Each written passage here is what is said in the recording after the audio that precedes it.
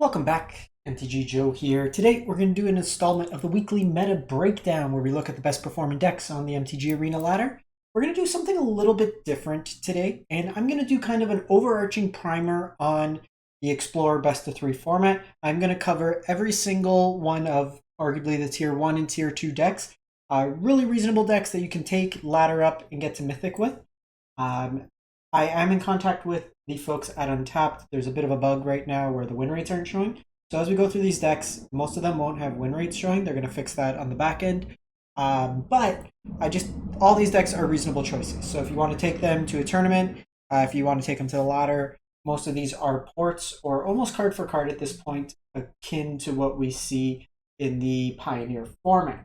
A lot of these can also be brought into the best of 1 format. So if you're looking for that, a lot of these are really suitable. I would just say either go with the more combo-oriented versions of the deck, or the more aggressive decks, or the hard control. Kind of playing the mid-range game in best of 1 is a little rough because you have cards like Cut Down Fatal Push that's really bad against the control decks, or discard cards like Thoughtseize that's not that great against the more aggressive decks.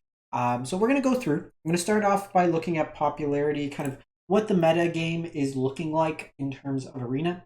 So it's pretty, like we see from the number 1 to 8, it's between 5 and 10%, which is a pretty good distribution of decks, all things considered. Mono Green Devotion, the most popular deck, followed by Rakdos Midrange. We see Mono Black Waste Not as another deck that's come up. I actually don't think this deck's that good. Your deck's very reliant on having Waste Not. When you don't have it, you have a bunch of discard spells, but it gets to the point in the game where both players are playing off the top of their deck, and your discard cards are just kind of dead. In all honesty, either just play Rakdos Midrange or play Mono Black Midrange with Sheoldred and Sign in Blood and Invoke Despair. That tends to be a better deck, but I would probably suggest if you're looking for that kind of black-based midrange shell, the Rakdos deck is a better deck. We have Sacrifice, Greasefang, Heroic, 5 color fires, and then Gruul Aggro. So we're going to jump in and take a look at a bunch of these decks. One thing I am going to do, I'm starting off with doing sideboard guides for the popular standard decks. I will probably look to do it in Explorer as well. So if there's decks that you're interested in, I'm going to start with standard, like I said, smaller pool of decks. Let me know what deck you'd be most interested in seeing the sideboard guide for next. I will timestamp and put all these deck lists in so you don't need to worry about it. So Mono Green Devotion is a deck that is basically missing 2 cards from Pioneer at this point.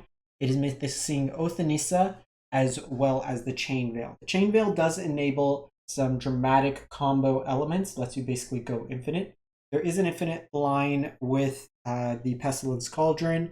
It is very click intensive, recasting Restorative Burst multiple times, looping Cures and Karns. The Chain Veil combo lets you activate Planeswalker's abilities twice. It's a little bit faster to combo out. Oath of Nissa also lets you get color fixing, helps you dig. In place of Oath of Nissa, the lists are playing Invasion of Ixalan. But the core of this deck, and is very similar to the historic deck, which is, with the recent nerfs, is probably the best deck in the format. So if you want to kind of get 2 decks out of 1, you're pretty much, with like relative little investment, going to be able to play both formats. So this is a good deck to kind of play both if you're interested. But the core of the deck is built around Nykthos Shrine to Nyx, generating huge amounts of mana. You have things that provide a lot of devotion in like Old Growth Troll, Pelucranos, Cavalier of Thorns. Cavalier also helps you find your Nykthos. And the core of the deck is to ramp, get QR to tap, untap Nykthos multiple times, casting you to Storm the Festivals or getting you Karns that then let you tutor up basically an answer for every situation. You have like Combo Hate and Stone Brain, Activated Ability Hate. You have Aetherflux Reservoir that you can cast a bunch of things and combo out. Might Stone, Meek Stone for card advantage, Cityscape Leveler, Portal to Phyrexia, just whatever you kind of want to go with that in terms of answers for the deck. From there, we'll go to Rakdos Midrange. This is kind of the modern Jund deck of the format. At one point, all these cards were somewhat in standard and it was all busted, but 2-for-1s for days. So Fable the Mirror Breaker, kind of the glue of the deck, lets you loot through, find key cards. Bone Crusher Giants, Graveyard Trespassers in the graveyard. You have the Kiki, Blood Tithe Harvester, Croxatite at the hand, the most powerful interaction package at 1 mana in the format in black, and Fatal Push and Thoughtseize, best removal spell for 1 mana in the format, best hand hate across multiple formats. So really, you're just going to drain your opponent of resources, refill yours with things like Bankbuster, and then just kind of grind them out in terms of value. You have creature lands for utility and like Hive of the Eye Tyrant, Den of the Bugbear, and then card draw and Castle Lockwing. Hand hates in the sideboard, various removal spells, and then like graveyard hate, sweepers, stuff of that nature. Generally speaking, the hardest matchup for this deck is the mono green devotion deck. So you'll see things like Extinction Event to help hedge that matchup. One thing that folks are trying out is Golgari midrange, kind of playing some of like the Mosswood Dread Knight style effects like that. The big card we're missing is Abrupt Decay, so folks are playing Assassin's Trophy, which has a little bit more of a downside to it. While it can hit Nykthos, Abrupt Decay doesn't provide the land, it's uncounterable, a little bit more utility, all that sense. Then we're going to go to Rakdos Sacrifice. So this is the tried and true Cat Oven deck. Very, very powerful deck. It's been around for a while. This is kind of built around the interaction of Cauldron Familiar being looped with Witch's Oven. And then you have Mayhem Devil to ping your opponent a lot. Ideally, you make copies of the Mayhem Devil with Fable the Mirror Breaker. There's a lot of interaction. This deck's very good at enabling Fatal Push through Revolt. You're making treasure tokens, blood tokens, sacking the cat, whatever it may be. A lot of card advantage in this deck as well through Unlucky Witnesses and Deadly Disputes. And then similarly, you have the Croxa as well. Sideboard's just going to be things like Hand Hate, various removal spells, sweepers for like the Go Wide decks that have utility for you, Dampening Sphere, good against the Lotus Field or Nykthos decks, and then like kind of anti-control cards, Furnace Rains to steal bigger things. This deck's very good against other creature decks, smaller creature decks, because you have a lot of ping damage, but you also have Claim the Firstborn to steal things. It is a little rough into the big mana decks, so anything with Karn in it, Nykthos, the Lotus Field decks, anything with Temporary Lockdown or Farewell type effects do present a bit of trouble for it. We then go to Abzan Greasefang. So this is a combo deck, very good in best of one as well. And the core of this deck is putting cards into your graveyard, specifically vehicles. So the Escus Chariot, Sky Sovereign, Council Flagship, or the Parhelion, ideally Parhelion. So if as early as turn 3, Parhelion's in your graveyard, you cast Greasefang, reanimate Parhelion, crew it, attack in for 13 damage, get left with 2/4/4 angels, and you pretty much win the game at that point. Most of the time, folks cannot recover from that.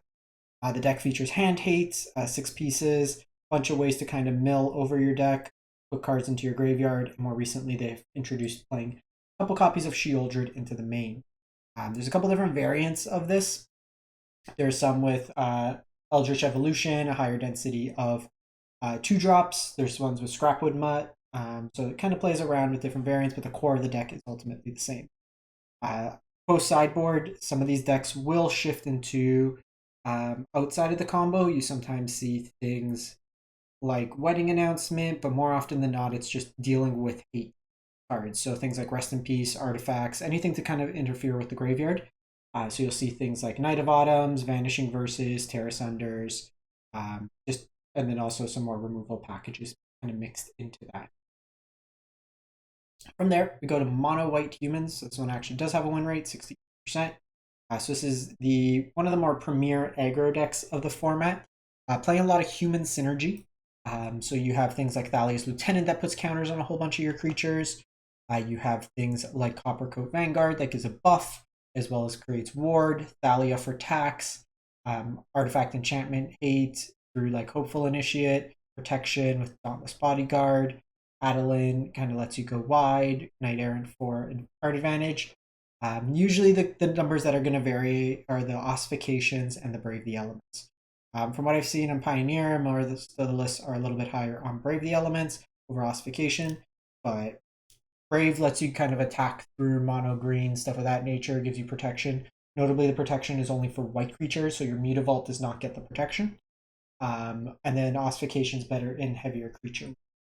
Your sideboard is just removal in the grindier matchups, heavy removal. You have Wedding Announcements, and then like Redain is really good against mono green. The tax effects good against like mono white as well. So this one's good into mono green, really rough into like the Rakdos Sacrifice decks. Boros Heroic is another of the aggro decks that's picked up popularity recently. 60%. And the reason it's picked up popularity is because of Monstrous Rage. So the big thing with this deck was you can make really large creatures, but you're fairly limited in terms of trample damage and then reoccurring trample damage. While you had Ancestral Anger that gives you a temporary trample, the monster roll token keeps it on there, big burst damage. Ideally, what you want to do is just stack up a big amount of power on Illuminator Virtuoso, double strike trample, kills them from there. There's protection spells in the deck with things like God's Willing. Reckless Rage is a really efficient removal spell that deals with most of the creatures in the format, dealing with 4 toughness, while you oftentimes leaving your creature around. So this is a very fun deck. Notably, about the land count, most of the lists are on 2 Dreadhorde Arcanists, 4 10th District Legionnaire, so something just to consider there. Some of the lists as well are not on Shijiri and are playing 2 copies of Spike Field Hazard. Your sideboards basically just got like cheap removal, Flowstone Infusion, can be used like to remove creatures or power up your creatures, Lauren Escape as protection, and then in the grindier matchups you have Showdown and Redain as well. This is the deck I have in paper, in the deck that I am playing probably the most. It is Gruul Boats, Gruul Vehicles, and slowly becoming Gruul Sagas. So the card that's most recently been introduced is the Huntmaster's Redemption. So this is a card that creates a beast, lets you sack and tutor, and then gives a bunch of power. So this is slowly becoming a backup combo deck. So kind of the core of the deck is playing big creatures ahead of curve. So you use your Llanowar Elves and Elvish Mystics to play 3 drops ahead of curve. And ideally what you want to do is just like fling. So you tutor up Voldaren Thrill Seeker. I had an opponent the other game. I had Love Struck. I sacked a creature on the turn. I tutored up the Voldaren. And then I gave the pump, packed in, sacked, threw the Bone Crusher at them, dead on the spot. So you could do kind of output big damage. You also have like a Crone War to steal your opponent's stuff, sack them that way. Eska's Chariot lets you go wide, similar Sky Sovereign. While this at some points is seen up to 3 in play, it's kind of trimming down the numbers in the deck. You have a lot of good like utility lands in Mutavaults, as well as Lair for creature lands, and then you have the Posejus. I have this deck in paper. I'm only missing the 2 Posejus, and I'm just upset that now all these decks are shifting to 2 as opposed to 1 because they're like $60 Canadian each. So it's like more than the entire mana base combined, it feels like. The one thing since playing this deck, I do want like an Abrade style effect, I think. Not having like a cheaper non-creature way to deal with stuff like creativity combo targeting. While you do have things like Outland Liberator and the Tranquil Frillback can't do it at instant speed. Outland Liberator gets hit by most of the counter or like the removal spell options out of creativity anyways. So just kind of playing in the other regard. But removal options, artifact enchantment hates, and then like stickier threats and hazard the Fervent out of the side. Dimir Rogues is a little bit more fringe. I'd probably say tier 2, but if you like your Dimir tempo decks, you do have a nice kind of combination of flash counter spells and then good interaction. So like Thieves Guild Enforcer, a lot of this shell is what we saw in Standard at the time. Obviously, Lurrus is not legal, but we get added cards in like Fairy Mastermind, Kaido in it, Nighthawk Scavenger, Shieldred on the top end. Brazen Borer also happens to be a rogue. And then like the same kind of package, Fatal Pushes, Spell Pierces, Thought Seizes, just a lot of efficient low-cost spells, Drown in the Lock, Counterspell, or removal spell depending on what you need it. Sideboard, just removal, counters, sweepers, stickier threats, and more Shieldreds when Shieldred just wins you the game by sitting there. We then move to Azorius Spirits. So Spirits is another kind of tempo-oriented deck. A little less removal, but a little bit more in terms of like evasive creatures. The kind of core of the deck, you have Rattle Chains that is instant speed protection, but also then lets you flash in other spirits. You have things like Supreme Phantom as a Lord effect, Shacklegeist as a way to tap down creatures, a lot of cheap counters in like Geist Snare, as well as Lofty Denial, card advantage with Curious Obsession, or the Spectral Adversary, Pseudo Counterspell and Spell Queller, kind of exiles on the stack as opposed to countering.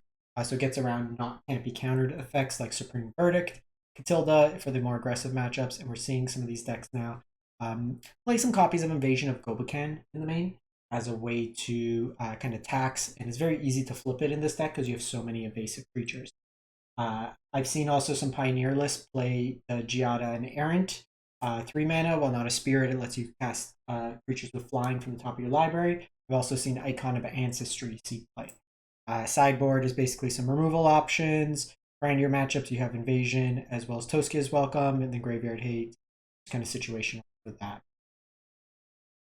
Izzet Creativity is a combo deck that's looking to leverage Indomitable Creativity, targeting 2 tokens, whether it be artifacts or like creature tokens. The only 2 creatures in your deck are Xenagos, God of Revels, as well as the World Spine Worm.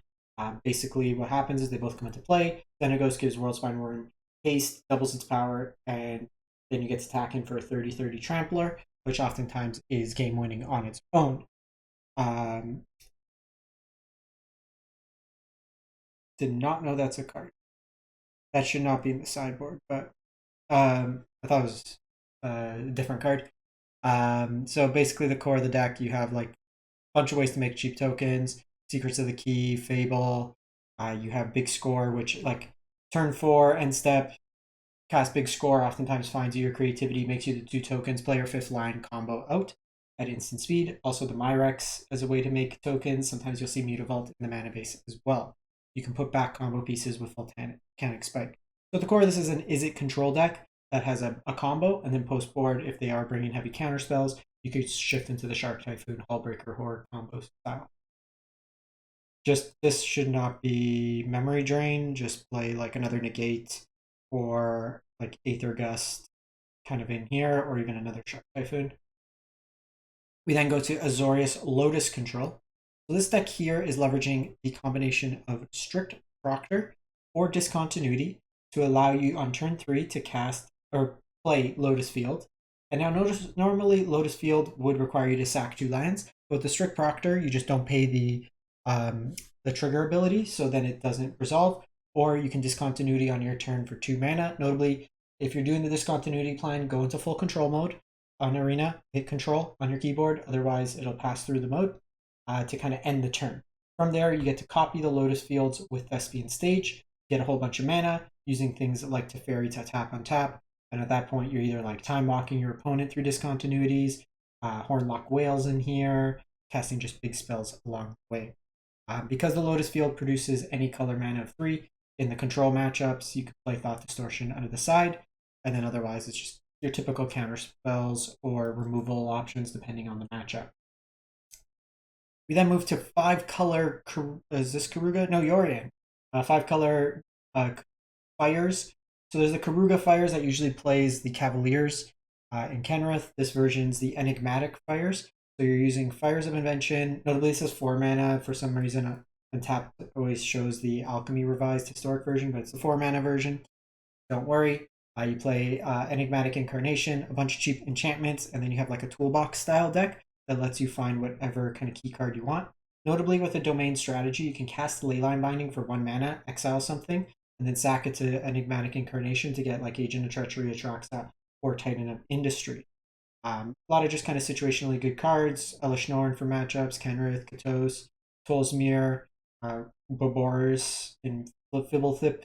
What a name. And then this version's leveraging Beans, up the Beanstalk to when you cast your bigger spells, you get some card advantage as well. Your sideboard, again, just kind of removal options, Graveyard Hates, as well as counter spells if needed, and sweepers in the sideboard. And then lastly, the deck that's been picking up popularity is Abzan Elves. It's kind of a base green deck with some splashes. So you have your Elf strategy, Elvish Mystic, Llanowar Elf, Jaspera Sentinel, Dwindling Elite, that makes you, let me do Visual View. And Visual Views. Great sight. Okay, so Dwindling Elite makes 2/1/1s. Elves, Elvish War Master. Whenever a creature enters the battlefield, you get to create an elf, and then it has the Overrun style effect. Leaf Crown Visionary is another lord that when you cast an elf, you get to draw a card. Shaman of the Pack deals damage equal to the amount of elves you have. Werefox Bodyguard is also an elf that has some removal options. But what you can kind of do that's kind of cool is you can Werefox your own Shaman of the Pack and then have it die, and then you get the Shaman of the Pack back into play. Collect a company to find your elves, as well as Court of Calling to find your situationally dependent elves. On the sideboard, just different types of like hate cards or useful toolbox style cards, things like Yasharn for the sack matchup, Thalia for control, Soulless Jailer for the kind of graveyard combos, Dranith Magistrate, similar kind of hate effect, Selfless Savior for the heavy sweeper style matchups as needed. Vivian is also good in the grindier matchups as well, letting you play creatures on top. So that's it for the week and kind of your primer in the format. Hope you enjoy. Catch you next time. Thanks for watching.